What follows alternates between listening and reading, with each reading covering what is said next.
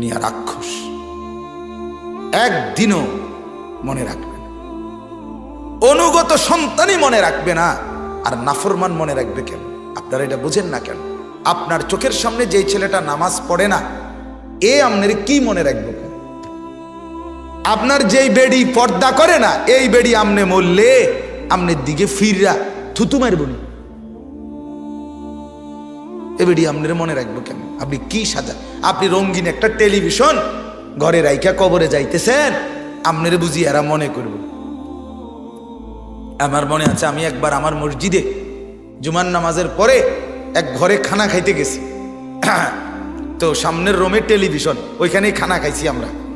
তো বাহিরে বেসিন দিছে, আপনার ডেকোরেশনের বেসিন, অনেক লোক খাওয়াইছে আর কি। ওই বেসিনে গেছি হাত ধুইতাম আমরা হুজুররা। এই সময়টা এই রুমটা একটু খালি হয়েছে, অল্প দূরে লেগে, মানে হাত ধুইতাম গিয়ে আবার আইয়া বমু চা খাইতাম। এই যে গেলাম আর আসলাম, আইয়া আবার কাছে আইসা দরজার কাছে দেখি বেডি টিভিটা বন্ধ করে একটা দৌড় দিছে। মানে এ 5 মিনিটের লেগা নাফরমান মহিলা একটা বার চাইয়া গেছে। কত বড় নেয়ামত হারাই লাইছে। আপনি বলেন, এই নারী সে আপনার কথা কি মনে করবে?